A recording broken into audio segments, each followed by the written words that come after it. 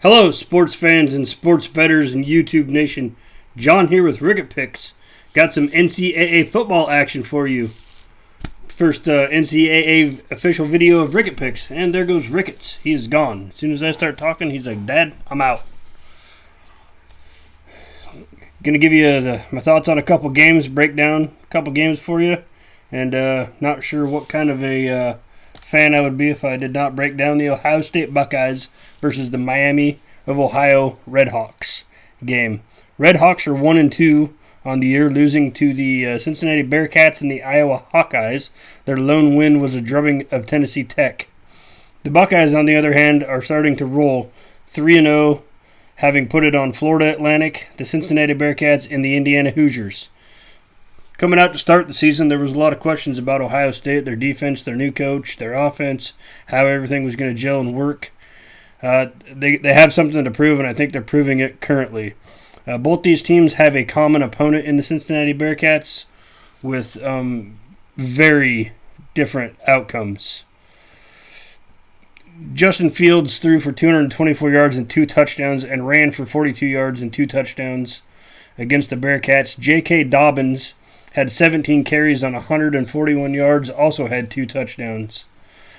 Miami of Ohio put up 13 points in their game against the same Bearcats team, but was not able to move the ball on the ground that well. They only were able to take it to the air 18 times, also losing a time of possession battle also in that game. Versus the Ohio State defense, they're going to struggle to move the ball. This is going to be a tuner game for the Ohio State Buckeyes. They are going to the spread in this game is 39 points. It's around 105 what you can get it at. The over-under is at 56. Currently, I believe it looks to be juiced on the under at around 117, I believe, or so. This game is only going to hit the over if Miami of Ohio scores. Ohio State has shown in the past they're not typically a team to go out and run up a score. I expect to see the second-string offense in the game around the third quarter. Justin Fields, J.K. Dobbins, and the starters, they'll get their reps. They're going to get their reps. They're going to make sure that everything's fine-tuned, work on what they need to work on, and then they're going to get the backups in there to work on what they need to work on, while trying to respect Miami of Ohio. Miami of Ohio, they could score.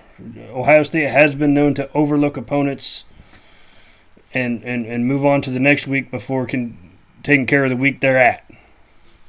So I look for this game to hit the under. It's possible it could go over, but I look for it to hit the under. But I do look for the Buckeyes to cover the 40. It shouldn't be a problem. The second game that I want to talk about is the Michigan Wolverines versus the Badgers of Wisconsin. Michigan is number 11. Wisconsin is number 13. Michigan is going into Camp Randall, a very hostile place for any team to go into. It's a tough place to play. Both teams are 2-0. It's going to be a great Big Ten battle. The Badgers are currently putting up 55 points a game. Michigan's putting up 32 points a game. Wisconsin has 516 yards of offense a game.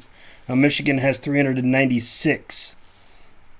Neither of these teams have played a defense of the caliber that they are going to play in this game. Wisconsin is currently a 3-point favorite, and on the money line they're laying about 160 right now. I believe this is a good number and a good value currently. What we're going to see, this is an opportunity for Wisconsin to make a statement in this game. They want to be the Big Ten team. They think they're the Big Ten team to beat, and so far they've proven so. Coach Paul Chryst will have Jack Cohn and the boys ready to go.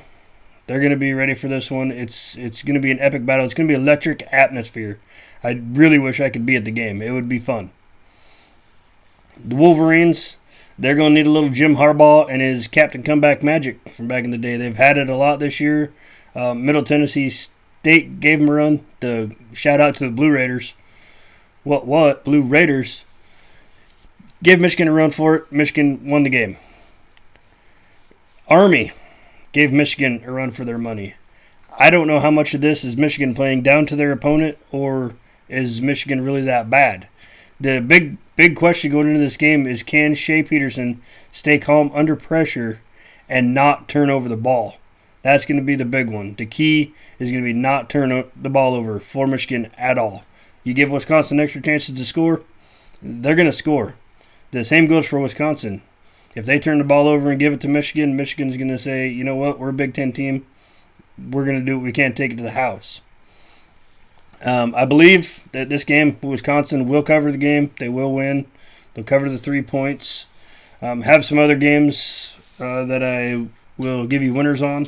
I did not break them down. But winners, I believe, Florida over Tennessee, LSU over Vanderbilt, Auburn over Texas A&M. UCF's going to take care of Pitt. The Huskies are going to go into BYU and beat them. Virginia over Old Dominion. Clemson's going to win big. They're playing Charleston, the College of Charleston. Good luck to them. Washington State at UCLA. It's going to be more Washington State quarterbacks throwing touchdowns. Lots of yards, touchdowns. Washington State wins. I got Kansas over West Virginia. That is going to be a good game. But Kansas, I believe, is going to come out on top. And then another upset, I got Northwestern going into Michigan State and beating them. So we'll see how Northwestern Wildcats do against the Sparties. But that's all I have. If you guys have any questions, comments, drop me a line. Hit me up. I will answer your questions. As always, happy betting, happy sports watching. Going to be a great day. Going to be fun to watch. And good luck, have fun, and have faith.